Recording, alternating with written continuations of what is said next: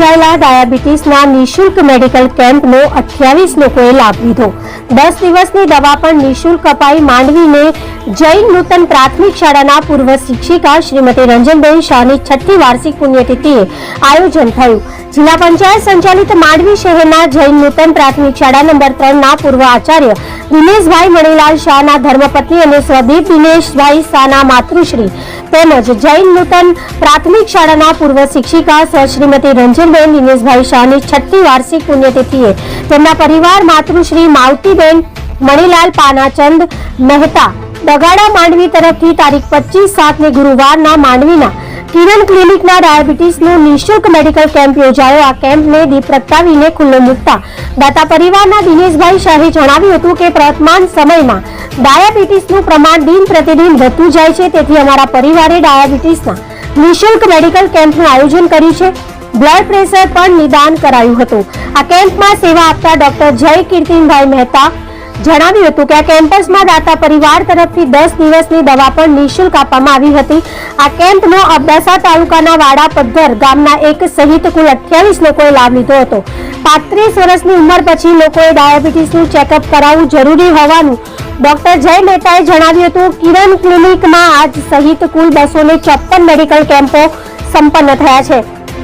આ કેમ્પમાં દાતા પરિવારના રમેશભાઈ મહેતા, વર્ધમાનભાઈ મહેતા અને શ્રીમતી અર્ચનાબેન વર્ધમાન મહેતા તેમજ માંડવીની ભૂતાન પ્રાથમિક શાળાના પૂર્વ આચાર્ય શ્રી ભાઈલાલભાઈ દેવધર ઉપસ્થિત રહીને સહયોગી રહ્યા હતા। કિરણ ક્લિનિકના સાજીદભાઈ જતે પણ કેમ્પમાં સહયોગ આપ્યો હતો। સમગ્ર કેમ્પનું સંચાલન રાષ્ટ્રપતિ એવોર્ડ વિજેતા દિનેશભાઈ શાહે કર્યું હતું, જ્યારે દાતા પરિવારના રમેશભાઈ મણીલાલ મહેતાએ આભાર દર્શન કર્યું હતું।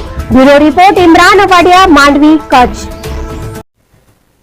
મિત્રો, આજે મારા ધર્મપત્ની સ્વર્ગસ્થ શ્રીમતી રંજનબેન શાહ જે જૈન પ્રાથમિક શાળામાંથી નિવૃત્ત થયા, ત્યારબાદ તેમનો અચાનક અવસાન થયું। આજે અમારો પરિવાર મહેતા માનવતીબેન મણીલાલ પાનાચંદ મહેતા આજે એની 6ઠ્ઠી પુણ્યતિથિ ઉજવી રહ્યા છીએ। અત્યારે જોઈએ તો ડાયાબિટીસનું પ્રમાણ દિન પ્રતિદિન વધતું જાય છે।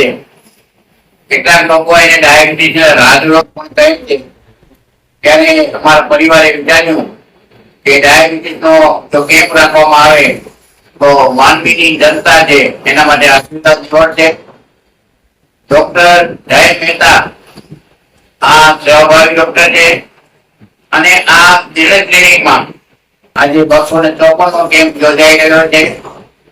આજે અમારા પૂર્વ શિક્ષક આચાર્ય ભાઈલાલભાઈ દેવધર પણ અત્યારે ઉપસ્થિત છે।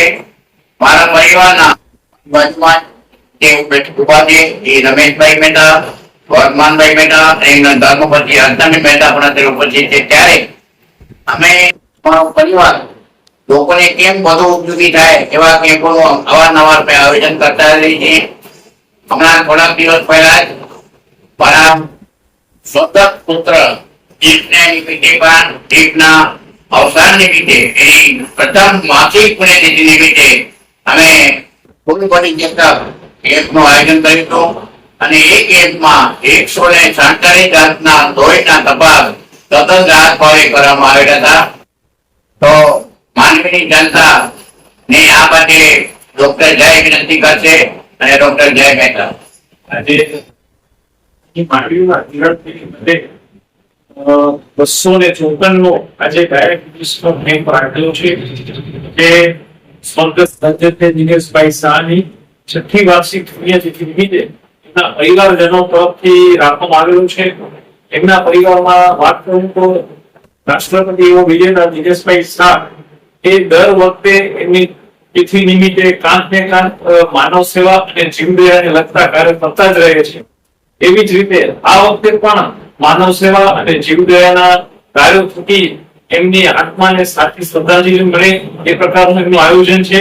તો હું સમગ્ર જનતાને અપીલ કરીશ કે ખાસ જ્યારે પણ કેમ્પ યોજાતો રહે ત્યારે આ કેમ્પનો લાભ લેશું। અત્યારે એવું નથી કે આપણે ડાયાબિટીસ છે તો જ આપણે રિપોર્ટ કરાવવો જોઈએ, ચેક કરાવવું જોઈએ। દર વર્ષે એક વખત અત્યારે 35 વર્ષની ઉંમર પછી બધા એક વખત ચેક કરાવે તો વધારે સારું રહેશે।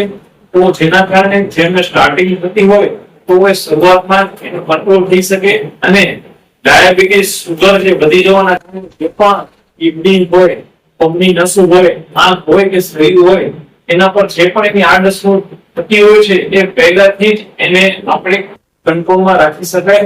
તો હું સમગ્ર જનતાને અપીલ કરી કે ખાસ આ કેમ્પનો લાભ લે અને હું ખાસ આભારી છું આ પરિવારનો કે જે સમયાંતરે આવા ને આવા કેમ્પ કરતા રહે છે. મારા પૂજ્ય બાપીજીની આજે છઠ્ઠી વાર્ષિક પુણ્યતિથિ ઉજવવા જઈ રહી છે. માંડવીની જનતા સમક્ષ અમે રેગ્યુલર આવા કેમ્પો યોજીએ છીએ અને સેવા કાર્ય કેમ્પો પણ યોજીએ છીએ. આજે કિરણ ક્લિનિકમાં અમે ડાયાબિટીસ માટેનો કેમ્પ યોજેલ છે. હું ઈચ્છું છું કે અને મારો પરિવાર પણ એવું પૂછે છે કે માંડવીની જનતા આનો બહોળો લાભ લે અને પોતાનું આરોગ્ય પર ધ્યાન આપે. બસ.